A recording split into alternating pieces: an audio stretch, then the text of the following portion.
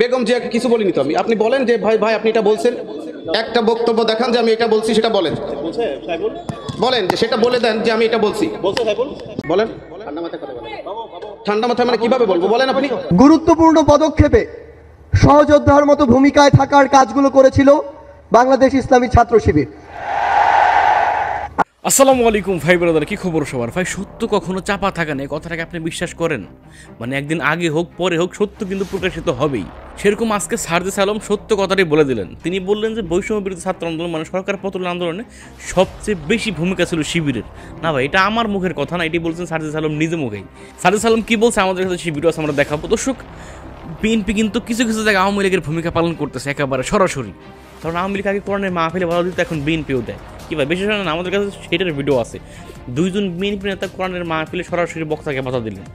আমাদের কাছে সেই ভিডিও আছে, আমরা দেখা আগে ছিলাম। দেখে সারজিস আলম শিবিরের ভূমিকা নিয়ে কি বলে, এরপরে আমরা কোরআনের মাহফিলে বিএনপি নেতার বাধা দেওয়ার শিবিরের দেখব।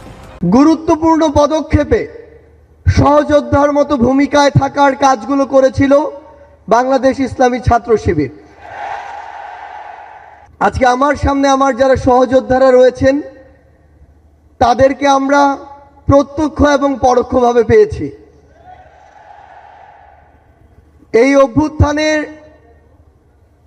রাজপথে থাকা, পরামর্শ দেওয়া, গুরুত্বপূর্ণ পদক্ষেপে সহযোদ্ধার মতো ভূমিকায় থাকার কাজগুলো করেছিল বাংলাদেশ ইসলামী ছাত্র শিবির।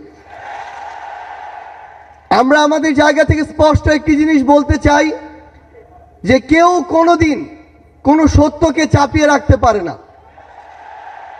সত্য প্রকাশিত হওয়ার সময় শুধু অপেক্ষা।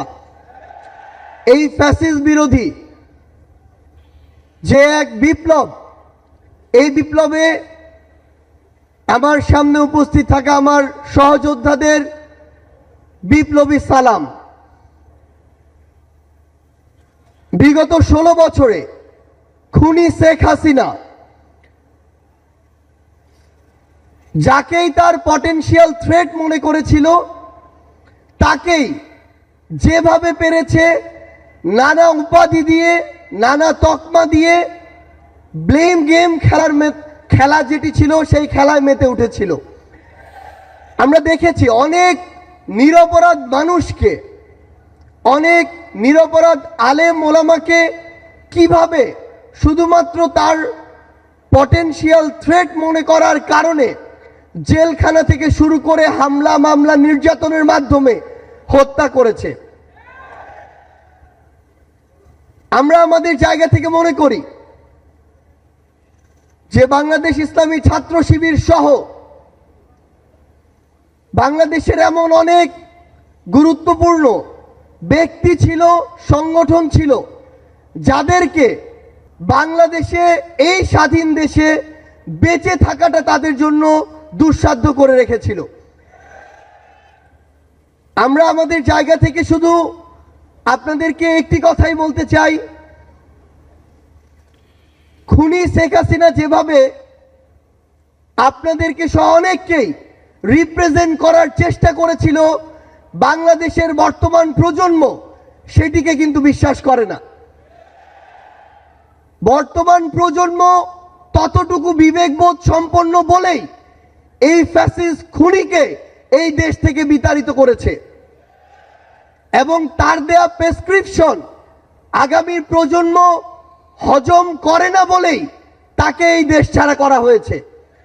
আমরা বিশ্বাস করি আপনারা আপনাদের কাজের মধ্য দিয়ে পুরো বাংলাদেশের মানুষের কাছে আপনাদের গ্রহণযোগ্যতা সর্বোচ্চ পর্যায়ে নিয়ে যাবেন এবং আমাদের সব কিছুর আগে, ব্যক্তির আগে, গোষ্ঠীর আগে, দলের আগে পুরো দেশের মানুষ এবং দেশের এই প্রায়োরিটিটি যেন আমাদের মাঝে থাকে।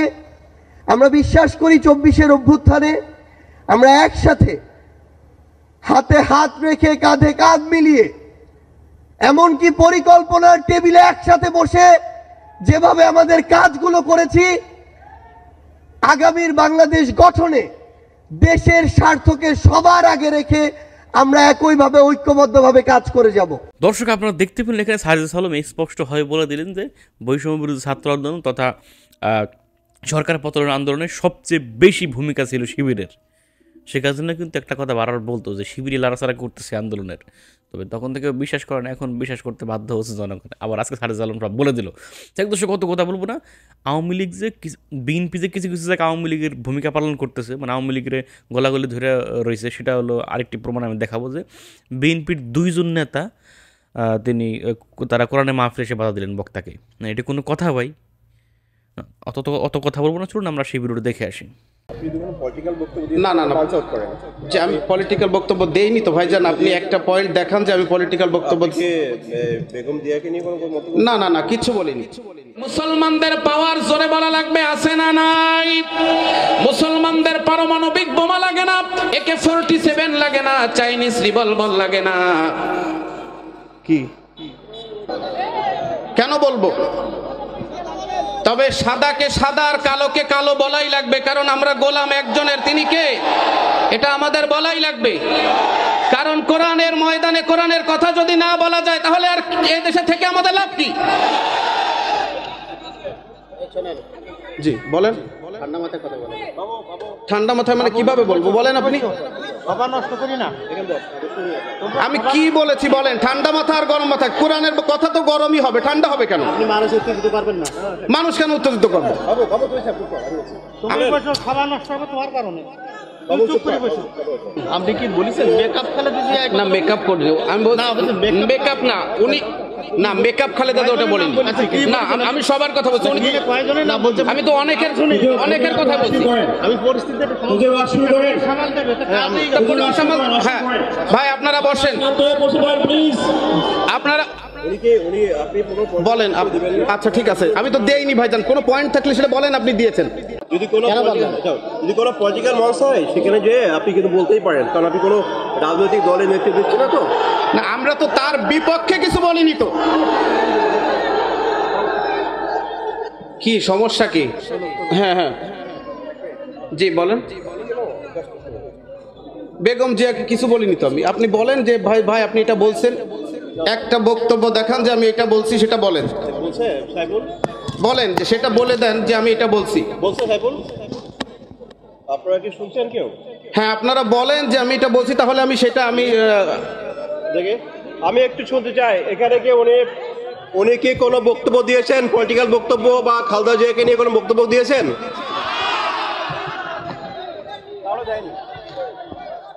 আমি নেগেটিভ কোনো বক্তব্য আমি দেইনি। আমরা বাংলাদেশের প্রতি দর্শক আপনারা এখানে দেখতে পেলেন, এখানে বিএনপির এই 2 নেতা, মানে এই 2 বেয়াদব আমি বলবো এদেরকে, এরা কোরআনের মাহফিলে এসে বক্তাদেরকে বাধা দিচ্ছে। মানে বক্তাকে বলছে আপনি কি বললেন এটা? বক্তা তো ভাই কোনো কিছু বলেনি, তিনি আশপাশে মানে তিনি না জেনে না শুনে এসে জিজ্ঞাসা করতেছে। তাই তিনি আবার জিজ্ঞাসা করতেছে আশপাশে যে বলছে কি না। তা তুমি নিজে না শুনে তুমি আসলা কেন বাধা দিতে? বেয়াদব থাপ পরে কানের তালামালা ফিরে খুলে দেওয়ার দরকার। শালা যাই হোক দর্শক, কত কথা বলবো না, একটা কথা বলি ভাই। আসলে আমার অনেক ক্লোজ ভাই ব্রাদার একটু রাগ হইতে পারে, আমার কিছু করার নাই তো ভাই। যেখানে প্রমাণ আছে সেখানে আমার কিছু করার নাই তো, সেখানে নিজের চোখে মানুষ দেখতেছে। কথা হলো যে আওয়ামী লীগ যার যার জন্য মানে পতন হয়েছে, আলেমুল আমাদেরকে নির্যাতন, সাধারণ মানুষের উপর নির্যাতন, হ্যাঁ মানে আপনার এই নির্দোষ মানুষের উপর নির্যাতন, তো এই কারণে কিন্তু আওয়ামী লীগের পতন হয়েছে। তো সেম কাজগুলো আপনারা করবেন না। এই যে ওয়াজে মাহফিলে বাধা দিচ্ছেন, আলেমুল আমাদের উপরে মানে চড়ে আসতেছেন, এগুলি ঠিক না। এগুলি হলে কয়েক বছর পর আপনাদের পতন হবে কিনা সেটা আমরা জানি না, তবে গজব কিন্তু আসতে সময় লাগে না, এটা মনে রাখবেন। ভালো থাকবেন, সুস্থ থাকবেন এবং এরকম আরও ভিডিও পেতে আমাদের ইউটিউব চ্যানেলটি সাবস্ক্রাইব করবেন। আসসালামু আলাইকুম।